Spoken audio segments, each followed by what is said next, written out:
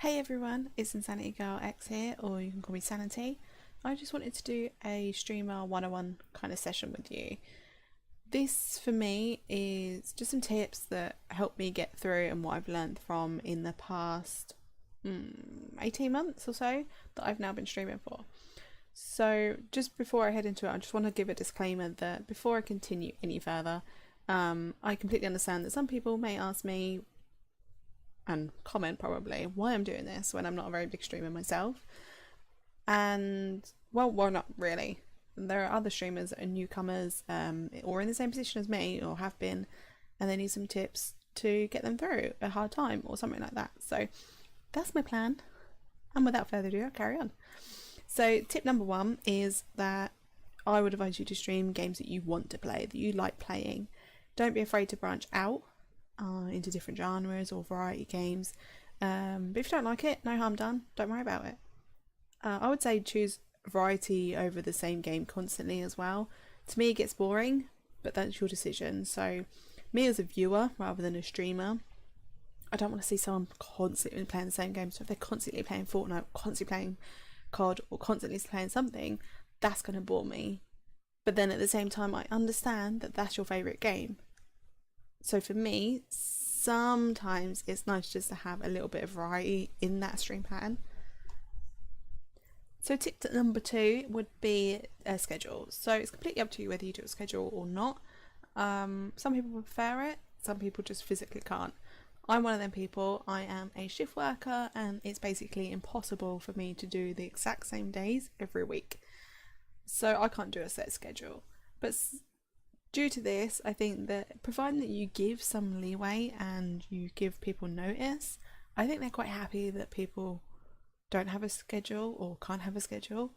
I would say try to announce you're going to stream at least 1 to 2 hours before, and then again announce it, say 10 minutes before the stream or on the stream, the dead on when you are live, post it.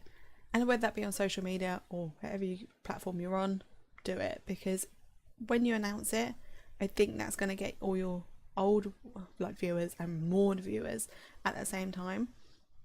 But the other good thing is these regular people that can make a schedule, good, stick to it, be really precise with it and consistent, and you will be rewarded as well. So for people like me who struggle with a set schedule, don't overthink it, do your best, and that's all people can ask for. If you're on Twitch, not just because I am a Twitch affiliate, I'm going to say something about Twitch, but there is a very helpful thing called panels, or you've probably seen them already, but you can actually add in these new types of panels and software into your stream or onto your panels that can actually put when you're going to schedule next, or when you've decided when you're going to schedule next. So if you take a quick look at my one, I've actually got a schedule plan, and it'll tell me, I click on it when I'm able to stream, and it will go will be streaming in X amount of days. So it's really helpful as well. Tip number 3 would be support others before yourself. Don't be afraid to branch out and support other streamers before yourself. I think, and I can guarantee actually, to be honest, that if you support others first, they will always support you afterwards. I have been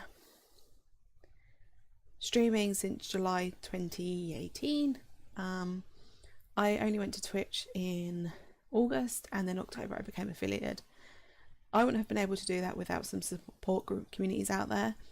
I can recommend ones like Twitch OSF, Monstrosities and Twitch Kittens. They are all very supportive groups, and if you support them, I can guarantee you'll get support in return. This follow for follow stuff that people are asking, like they drop you a DM going, can you follow me, I'll follow you. What do we get out of that? Wow, a follower. But followers mean nothing really. It's the audience you want. I would much rather have 50 followers and all 50 of them watch me than to have 1,000 followers and only 2 of them follow or actually watch what I do. So trust me, join support groups and you won't be disappointed. They will help you, provided that you help them or you help others within that community. So tip number 4, be yourself and engage with your audience. This is a really important thing. I would highly recommend it. There's no point having an audience if you're not going to speak to them. So don't be afraid to show them your true personality and who you are.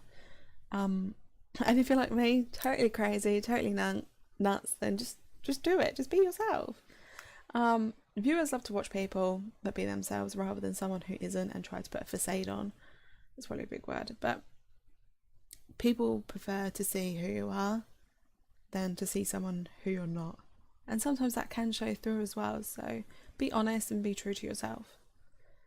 Tip number 5 would be webcam or no webcam. This is completely your decision. I have no influence over it, but I would prefer a webcam. The reason I prefer a webcam is because I can actually see my face, or a face rather. And then there's also links onto the green screen idea. So if you want a green screen, have a green screen. It's your decision and no one's going to force you. I do have 2 softwares. So I have one that is a software which is by XSplit that will basically do a green screen without a green screen, because as you can see I've got a window behind me, so I can't physically have one. But it will basically just give me a cutout of me that I can use as a green screen. And sometimes I won't use it, sometimes I will use it. I prefer being honest by seeing people's stuff behind them. The reason I prefer this is because I'm nosy. Like literally that's the only reason. I like to see what people have in their house, or see how their setup is basically. So I'm not saying you've got to have a plain white wall. No. If you've got posters, I like to see them posters. If you've got a collection behind you, collection. If you've got a window like me with all my makeup on, so what? If that's all you can do, that's all you can do. And I kind of like to see that because again it kind of relates, or I kind of feel like if I can connect with the streamer that way, then there's more things to chat about. So being that I can see makeup, I keep doing the wrong finger. If I point to my makeup over there and I see someone like streaming with makeup in the background, I'm like, oh, what makeup do you use? Like, your makeup's really nice, can you give me some like recommendations? So that's a big help for me, but again, it's completely your decision. I can't give you a set ideal on that. I can only give you my voice of my opinion. So tip number 6 would be, what platform do I stream on? Again, it's kind of your decision, whichever you feel comfortable in. As my viewers know me, I streamed originally from YouTube Gaming. Well, I didn't actually stream. I did Let's Plays and uploads from August 2017. And then from August 2017 to June 2018, I started streaming. I've only been streaming since June this year, so what's that? That's 6 months exactly, dead on. Just over. Ooh, 6 month anniversary, and I didn't even know. And I think if you feel comfortable in one place, don't move unless you have to, or you feel you need to. I made the move because I felt I wanted to make the move. I wanted to develop and expand myself, and I wanted to give back at my audience. I have lost a few followers and I've lost a few viewers, but that was my decision. There are pros and cons to each site, and where you stream is at the end of the day your decision. I personally think that with Twitch, it is a dedicated gaming streaming service. You're going to find people that are going to be on there regularly, but at the same time YouTube has got the YouTube and the gaming side of it, so you're going to get some people that are gamers and are new to the whole streaming environment or watching people stream, so you're going to get a little bit more viewers, and they're both just as popular as each other. I don't know, it is one of them things. I think with YouTube, if you decide to go to if you decide to go to Twitch and you like stay permanently on Twitch, keep your YouTube as a backup. Use it as a site where you can do your Let's Plays, you can do uploads, you can do like what I'm doing, advice videos, you can do unboxings, you can do clips of previous streams, you can upload previous streams, you can do highlights, you can do funny bits, you can do outtakes. There's so much you can do, and it doesn't have to limit you. So keep your mind open and decide from there. Don't just take one person's opinion go with your gut instinct and what you feel is more suitable for you. And that's not just saying just Twitch or YouTube. You've got Mixer, you've got all these other ones. I mean, I really like Mixer. I just don't get on with it because whilst I do play from Xbox, it's never been my platform. I've never really got on with it. I find it quite confusing. So for me, it was just YouTube and Twitch. I never really liked Twitch to begin with. I was like, no, I'm going to stick with YouTube gaming, I'm going to stick with YouTube gaming. And then a lot of like criterias became a lot harder to get to accomplish, so I just felt the need to move to Twitch, and I had quite a big community get back up with that, so that's why I moved. But again, they each have their own pros and cons. There's nothing really else about it. So tip number 6 is console streaming from your PC. So I think when you first start streaming, I think stay with what you know. So if you're a console gamer, stream from your console. I don't think there's nothing wrong with that. You don't have to have a webcam in the beginning. As you slowly develop and as you start to get an audience, you can then obviously look at putting funds away, or if you get funds come in, then you can look at upgrading your gear and your content and your equipment. I don't think there's nothing wrong with streaming from your console. I started doing it. I did it back to front. So I had a what they call a Parch capture device that I brought. I started doing my Let's Plays on it. I didn't really do a voiceover. I just literally recorded like Let's Plays and walkthroughs and things like that. Then I started streaming from the consoles because it didn't have a streaming facility. Well, it did, but it wasn't very good. And now I've gone over and I brought the Elgato capture card that goes internal into your PC, and I stream from that. But there are still times I will stream just from the console because sometimes it is just easier. If you don't want to don't want to show your face, don't show your face. There are times I don't want to show my face. But I think there is no harm in streaming from your console to begin with. You don't have to make it fancy. It's not what we're there for. Okay, a bit of bling in the background does help, but at the end of the day, providing that you're giving good content and you're explaining what you're doing step by step, there's no harm in it. And as you progress and as you get better, you can then start thinking about having a starting soon display or all these like Twitch panels and everything like that. You can start getting proper creative with it. So to begin with, it's your decision, but I would suggest stay with the basics, and then as you start building up, as you get an audience, then you can look into getting better content. So tip number 7 is don't get discouraged. This is an easy thing for me to say and it is quite a personal thing, but streaming and gathering an audience does take time. I think people just think that when you start streaming, you will immediately get an audience. You'll immediately get all these flock of people watching, and you'll become people that are quite high up, that are partners or stuff like that. It doesn't happen. I mean, sometimes it does, but you need to be patient. Don't just think that within a month you're going to have a partnership, like say with Twitch, or you're going to have I can't remember what they call it now, membership with YouTube or partnership with Mixer. It doesn't happen that way. I know that because that's where I started. I knew I wasn't going to go big quick. That's me being me. But I started off and I knew that if I had 2 people is fine. I'd rather have 2 people, like I said earlier, 2 people than 50 people not watching. And if I remember them 2 people, so this goes back to the engagement as well. If I have 2 people that show up time and time again to my streams, and I acknowledge them, I know what they're doing, know their names or what their display names are. And if they say something like in a stream like, oh no, my cat had to go to the vets or something, and then when you see them again on the next stream, you'll be like, oh, how's your cat or how's your pet?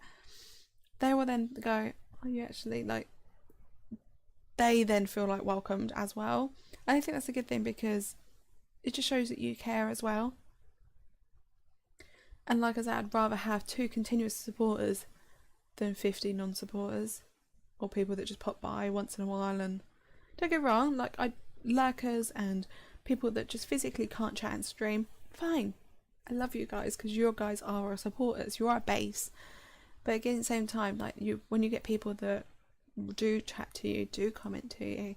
I think that's a great thing as well, and that's really helpful because you can see who and where your audience is and what type of games they like and things like that. So don't get discouraged. And I think that's really it about that tip. I guess it could leave on to, don't just think that it is just a place for revenue.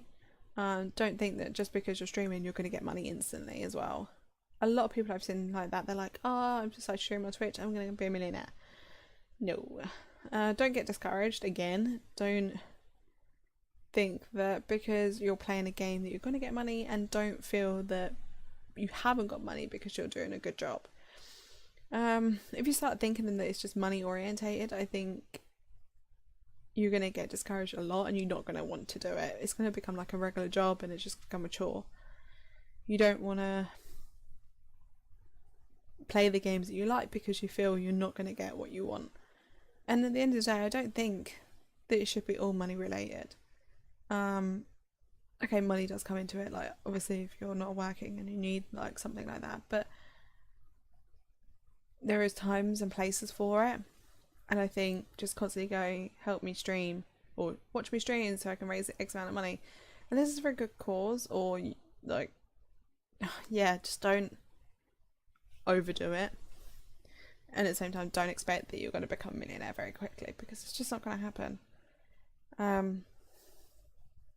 So tip number 9, and my last tip that I can think of, is socialize. Socialize and network. So there's no harm in socializing and network with other streamers, whether they're big or small. I say the smaller ones or the medium-sized ones are going to be there to support you just as much as you support them. They know what you're going through, they've been through it, or you're going through what they're just experiencing. And by networking, you're not just making followers, you're making friends, and you're learning from them, and you're connecting with them, and you're boosting your audience, and that also connects you to other people and then becomes a whole group of amazing friends. So don't be afraid to open a like social media platform and connect with other streamers, big or small, and accept feedback, accept criticism, and learn from those who are part of the streaming community. If they've got something like a tip, accept it. Like, just say, okay, cool, thanks for that, I'll keep an eye on it next time, or yeah, I'll take that into consideration, and just learn from it, because without that you're never going to know, and you're just going to always focus thinking my streams are great, and maybe there is a few things you could tweak, or say you've got too much on your screen, or I don't know, there are lots of things that people can point from watching you stream. And I think getting like not obviously personal, but getting close to someone like another streamer really can help you as much as you can help them. So there's no harm in trying at all. So I hope you have enjoyed these tips. I apologise for any like stumbling and things around it. I've had to like write it all up to make sure that I don't forget nothing and I don't lose track of what I'm saying, basically. But if you found these tips useful, I'd really appreciate it if you did let me know. If there's any other questions you've got, I am in the process of doing an FAQ. So any questions you have for me or anything you want me to go over, then please do say so and I'll be happy to do it. So if you want to see me stream, I am on Twitch full time, but you can see me occasionally on YouTube. And I'll catch you guys soon. Thanks for watching.